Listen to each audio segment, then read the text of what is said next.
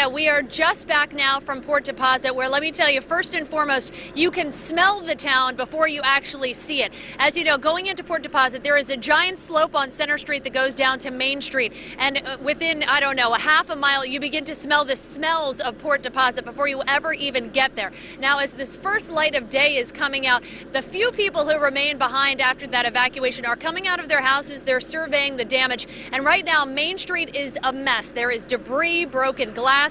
I understand yesterday was trash day, so there is just trash scattered all over the place. Now, before the sun came up this morning, we hit Main Street. We wanted to see a little bit of the damage and what was going on there. A number of these houses, year after year, when they experience flooding, they are used to this, but this is a little worse than what they've seen before. A lot of these houses were left behind. They have flooding at least in the basements, if not more than that. The Susquehanna River, of course, at the Conowingo Dam, crested at a 15-year high as a result of this storm. It hit 32.4 feet yesterday. That's the highest they've been since a snowstorm back in 1996. Now, we talked to a guy down there, Glenn Longacre, who lives on the least affected section of Main Street. There's a clear difference. When you go down Center Street, hit the middle of town, turn to the right on Main Street, it's a mess. Turn to the left on Main Street, it's just a little wet. Well, we talked to Glenn Longacre on the left side. He had a little bit of water, but nothing too bad. He was talking about how this community is going to come together and rebuild. They said as soon as they get the clear, this is a river town. They're used to this,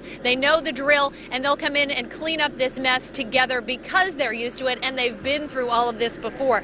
Now, DNR police are down in Port Deposit right now. The street is still blocked off. They've got crime tape. They don't want people going out. They've actually got four-wheelers that they've been taking up and down the streets, especially in the overnight hours, just to police things, make sure that because a lot of houses were evacuated and left, that nobody was up to any monkey business doing anything they weren't supposed to be doing. So they're just keeping an eye on things. The river at this point has started to recede. So for them, it looks like it is a good time. Things are getting a little bit better. And of course, Senators Mikulski and Cardin discussed. They sent out a letter to President Barack Obama yesterday requesting that emergency declaration. And in that declaration, they said Port Deposit and areas around the Conowingo Dam were the ones suffering from the greatest impact. So Port Deposit faring better than they expected, but still a little bit rough. They're going to have quite a cleanup ahead of them, as you saw in that video there.